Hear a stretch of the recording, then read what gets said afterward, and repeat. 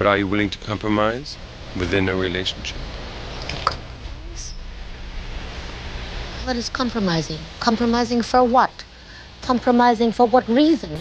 To compromise? For what? To compromise. What is compromise? If a man came into your life, wouldn't you want to compromise? Stupid. A man comes into my life and I have to compromise? You must think about that one again.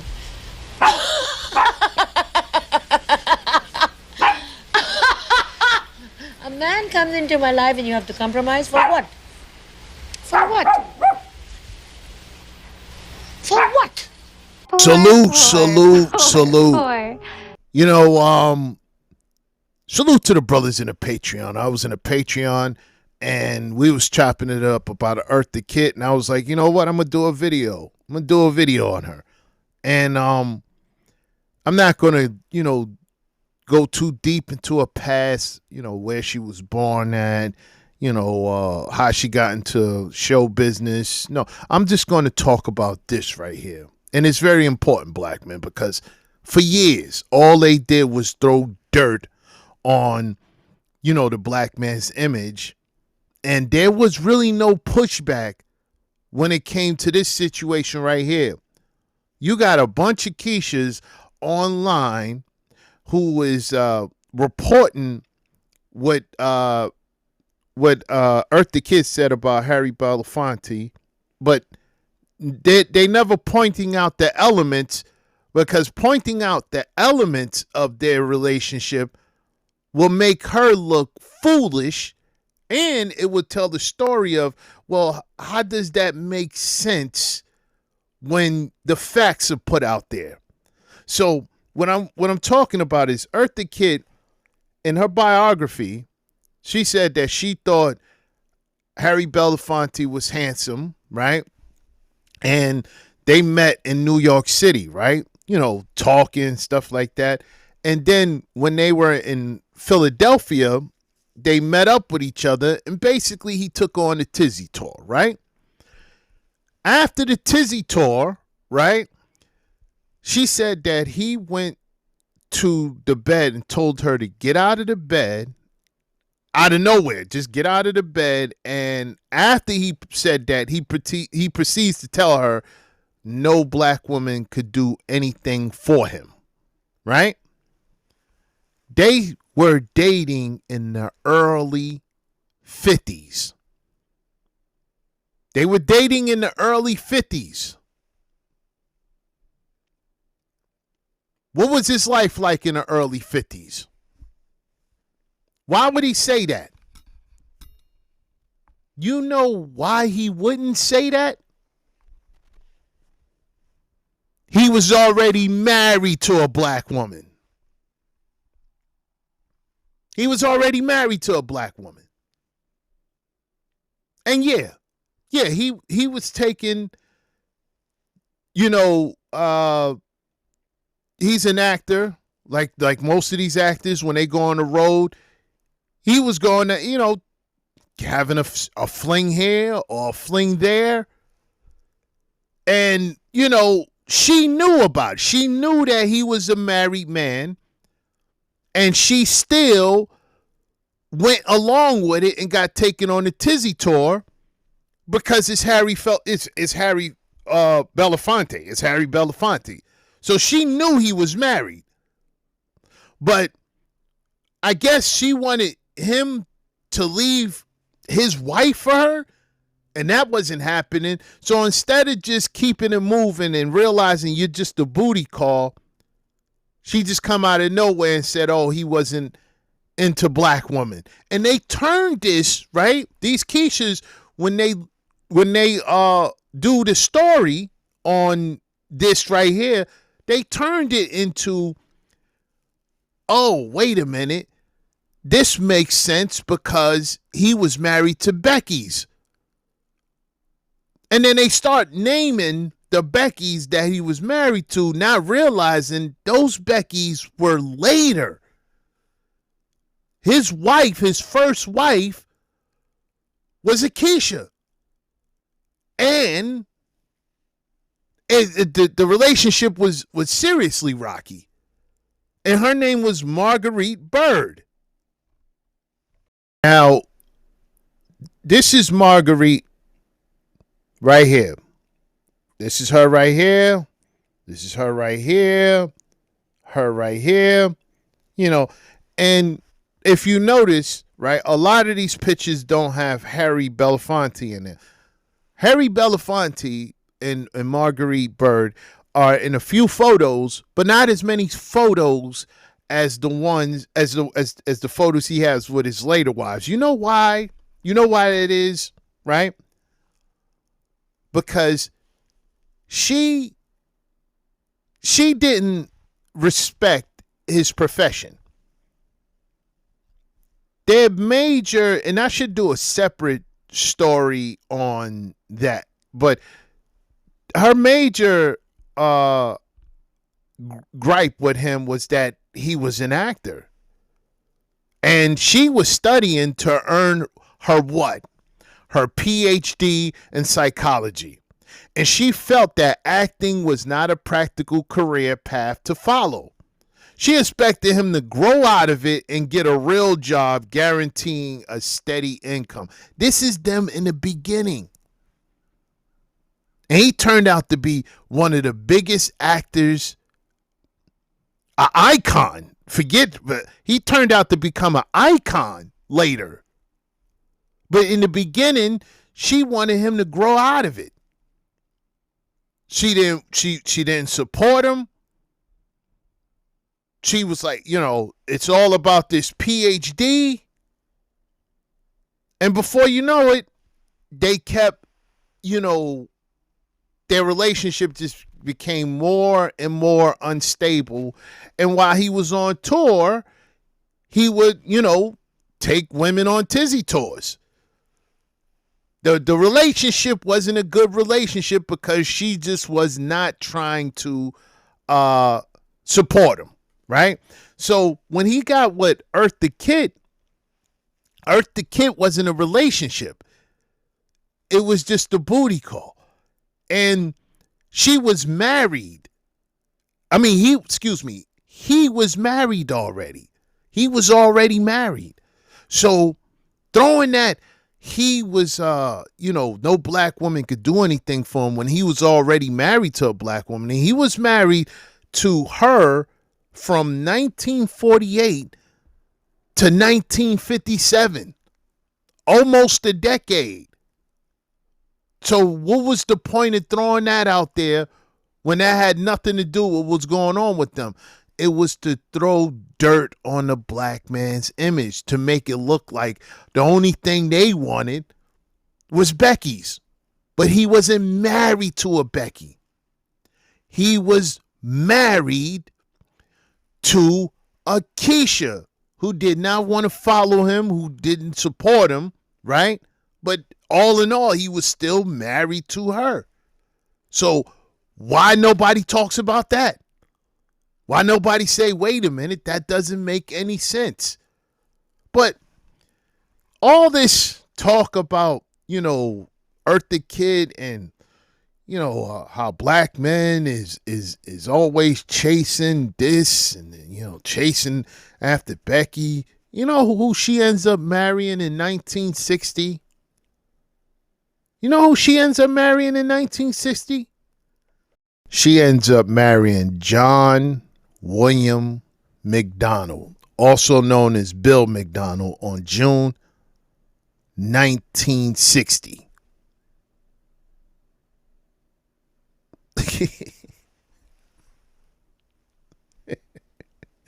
The jokes write themselves. Yes. This is who she ends up marrying. Right here.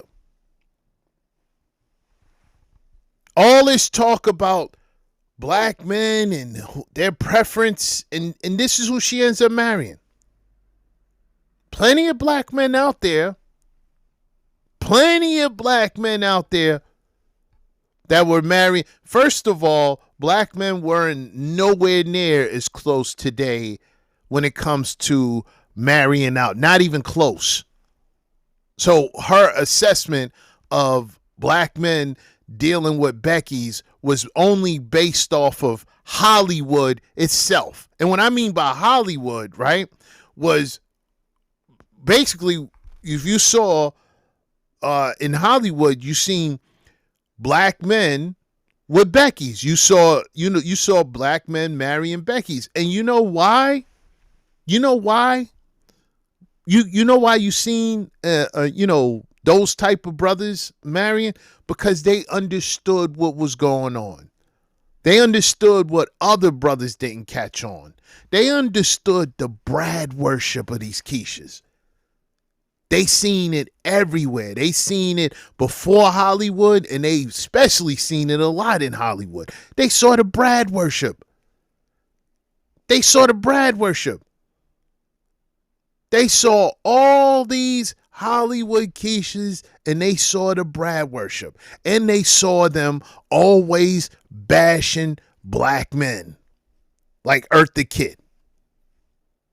I can go on and on, these early Hollywood Keishas that just kept bashing black. I could do a whole video on that. They saw that. And when they saw that, they like, well, why get with them? Why even, what's the point? Right? But still, all in all, that was a very small portion of black men.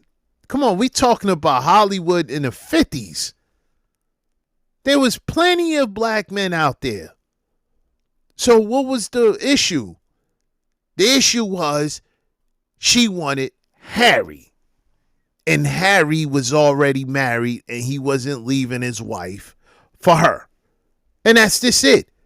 So instead of just, dealing with her feelings and, keep it moving, hey, you scorned, so what? Black men are this and black. And that's what they do today. That's what they do today. I just did a video, last week, where a streamer, this Keisha, who was, her claim to fame was being on American Next Top Model 20 years ago in 2005, right? Walks up to a streamer and tells him that she was an American Next Top Model and what is it that he got going on, walking up to him like she's doing him a favor. And when she asked this total stranger to give her a kiss, right, he said no.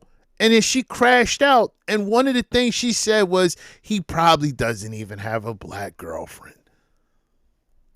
Because she got spurned, because she got, her feelings, were affected by being rejected. They can't take rejection. So instead of just, keeping it moving, you just got to throw the black man's image under the bus because your feelings just hurt. And that's what happened here. Keishas don't change, man. That's what happened here. Her relationship with Harry Belafonte was a booty call. And instead of just keeping it instead of just, telling the truth, she want to go and say that, oh, he wasn't into black women when he was already married to one at the time. Married to one at the time. And they don't point this out. That's what's funny. They don't point this out. Now, her relationship to him didn't last long. Didn't last long. 1960, she got married, right? And in 1964, they ended up getting divorced. So what? So who's the problem here? Who's the problem? She said, "Oh, why compromise? For a man." Just did the hyena laugh? Well, that's what relationships are about. They're about compromise. Anybody in a relationship understand that. Men compromise the most in relationships, right? Men, they have to really, tone, their lives they really got to domesticate themselves in these relationships.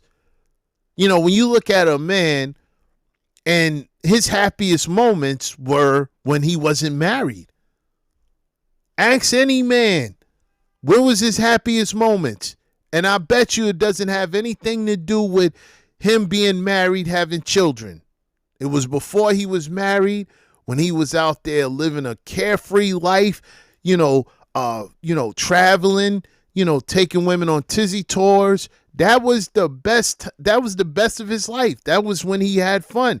When he stopped having fun is when he had to get serious about starting a family, having a career and getting in the rat race. So men compromise a lot in these relationships, right? And as a woman, you need to compromise too. If you're a woman, you got to compromise in the relationship. You got to start, stop taking a guy for granted, right? Right? And you got to, domesticate yourself as well. They got to stop, playing the streets, right? They got to stop playing the streets. They got to be under the leadership of the men, right? They got to stop, don't come in a house with all this energy about what men should do and should not do. It's all about a compromise when it comes to these relationships. You have to come to the table and you have to talk about what you're willing to do and what you're not willing to do. That's what you call a compromise. Coming to a middle ground about what you can and cannot do in a relationship. For her to say that, why should she compromise, shows exactly the reason why she died alone by herself. It wasn't black men. You couldn't even be in a relationship with a Brad. So who was the real problem? And on top of that, right? She had quotes about her getting taken on tizzy tours, getting a trizane ran on her. Paul Newman and James Dean. Brad's just running, trizzies on him. Brad's just running trains on him. You don't think James Earl Jones, you don't think Sammy Davis Jr., you don't think they looked at this, Harry Belafonte, you don't think they seen these things happening to them and said, no, thank you. I'm good on this. You don't think so? I'm pretty sure they looked at it and said, I'm good on this. Harry Belafonte,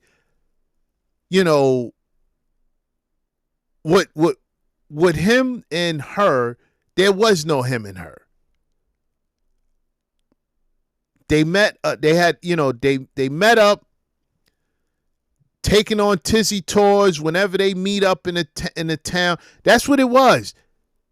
They, if he's in, Chicago filming and she's there also on a project, they meet up at a hotel, go on a tizzy tour, and then they go about their business. That's what she was, a booty call.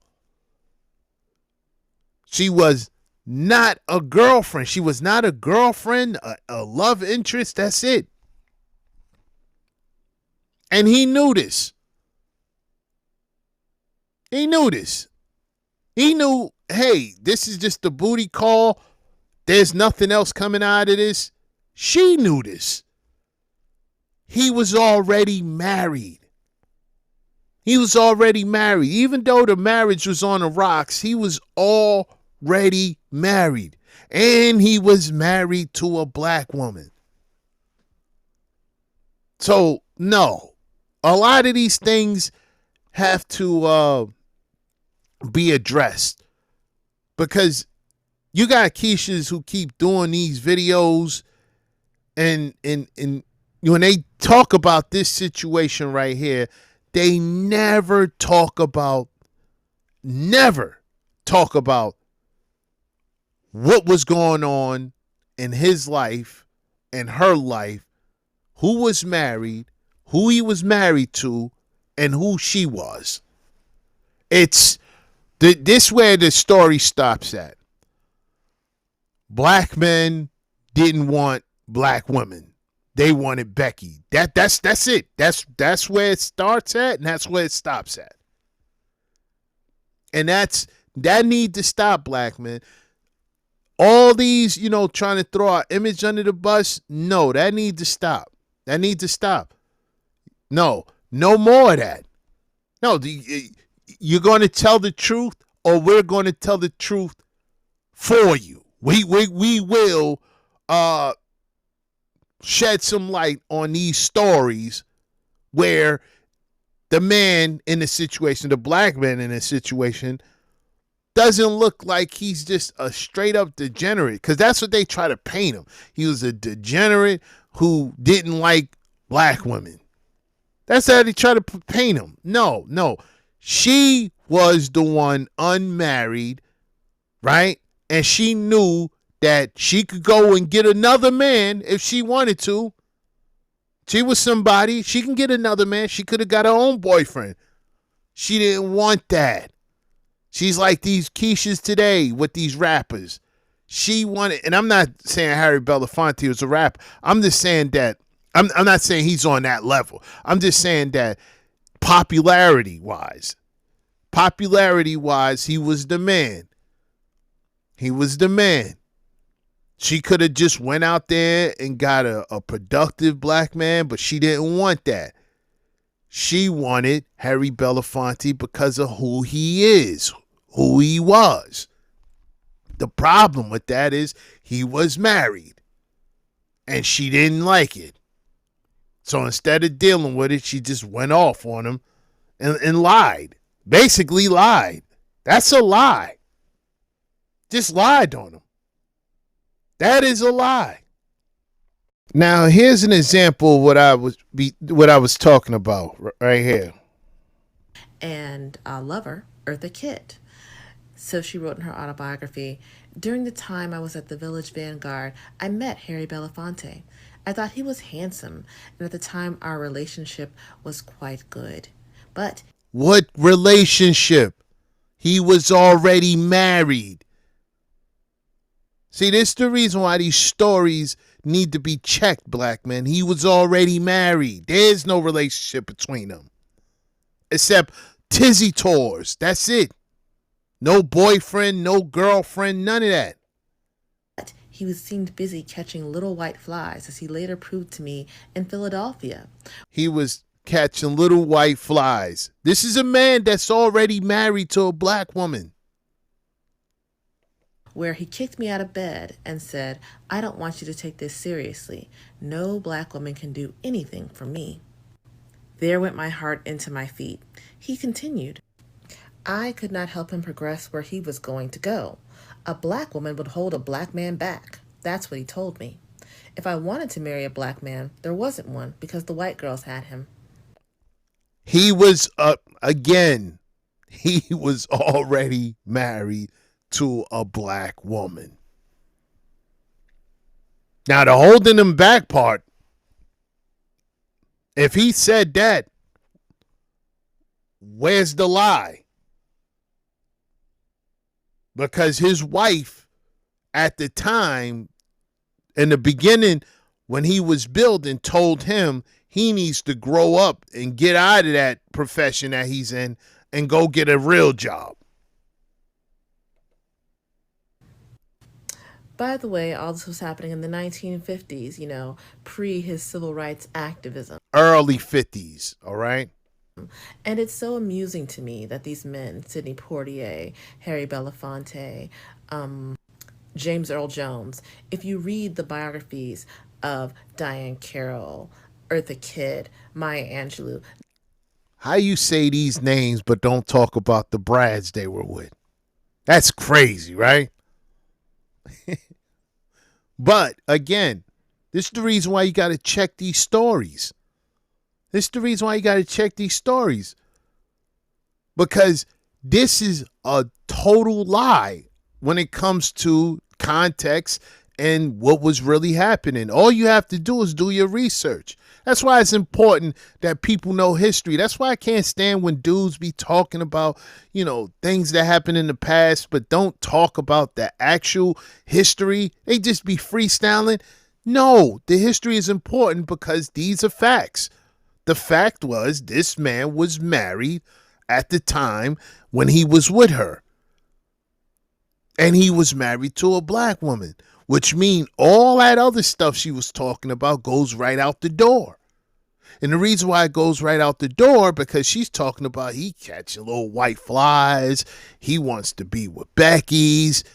How is that when he's with his wife and he's taking you on a tizzy tour? He's taking you on a tizzy tour. He's not taking a Becky on a tizzy tour. He's taking you on a tizzy tour. So what white flies were he catching? Oh, you mean later? When he realized that dealing with them is nothing but heartaches? But at the moment, no. And let's go through it. Let's look at his spouse. Here's the proof. Yeah. Look. Margarite Byrd. Married 1948, divorced 1957. And then he married Julie Robinson in 57, and they divorced in 2004. Sheesh. They was together a long time. And then, he married Pamela Frank in 2008. That was his last wife. But there's the proof right here. What are they talking about? Not making any sense. But ultimately, this is what it is. Thing, right? When you look at Harry Belafonte and Julie Robinson, right? She was behind him. She was under his leadership. She was marching with him during the civil rights movement. She was in the thick of it. She always supported him, supported his career. And that's the reason why that marriage lasted almost 50 years. They were married for 47 years. 47 years.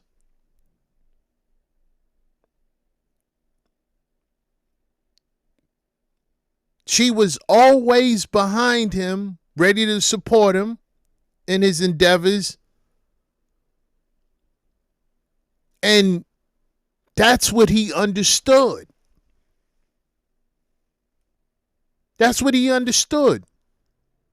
So there's no way he said that to with him being married already to a Keisha, because it wouldn't have made any sense. She knew he was married. It wouldn't have made any sense. That their marriage wasn't private. Everybody knew he was married. Margarite Byrd, and this is how trifling she was.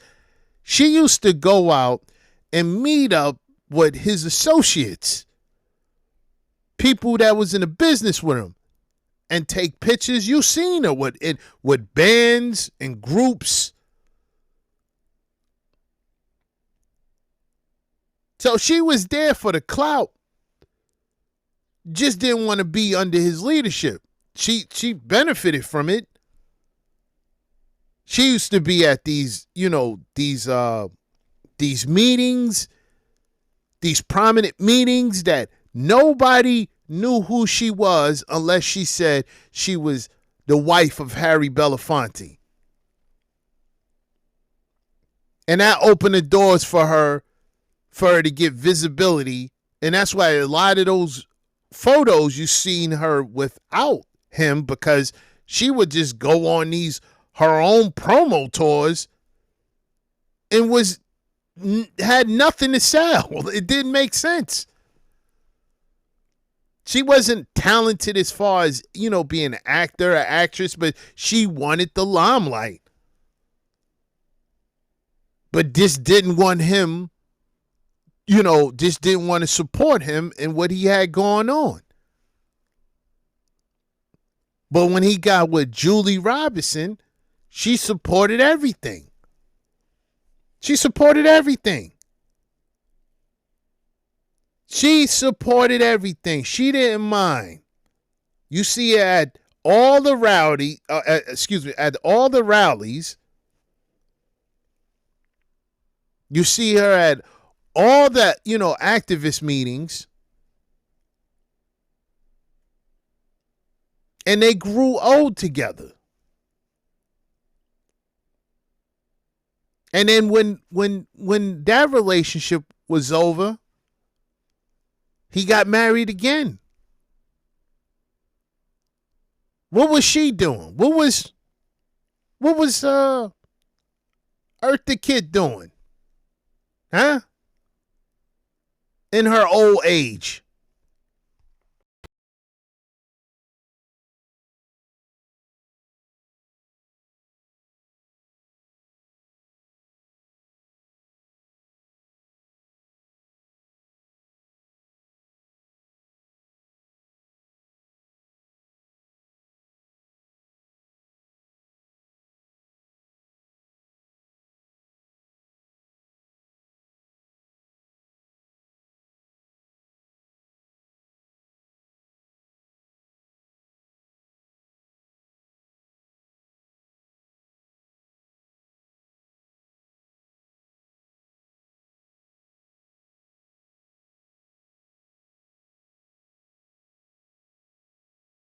Oh, let me not forget this.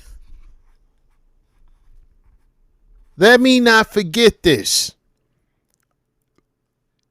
She ended up becoming blacklisted. I said, you know what? Let me not forget this part right here. She ended up becoming blacklisted in 1968 after telling the White House that the Vietnam War was tearing families apart. She said that, that it was a threat to the youth, that it's going to contribute to delinquency, right? And you know what they did? They put her career on ice. She was blacklisted so bad that she had to move to France. She couldn't get any roles. She couldn't get any work. You know who gave her a chance? You know who said, you know what, I'll help you out? You know who said, you know what, I seen what they, I wasn't around, but I saw what they did to you in retrospect. And let me throw you a lifeline in your old age. Eddie Murphy in a movie called Boomerang, where she played this, this randy old lady named Lady Eloise. The movie came out in 1992, and this was her getting back into it after being blacklisted since 68. Oh, but well, did Eddie Murphy catch the white flies then when he gave you a life rap? What was going on here? But she didn't talk about that. She didn't say anything about that. She didn't say, hey, he saved me at the lowest point because she's older now, and he gave her an opportunity to get back in the spotlight. She didn't bring it up. It's whatever, right? Vamos.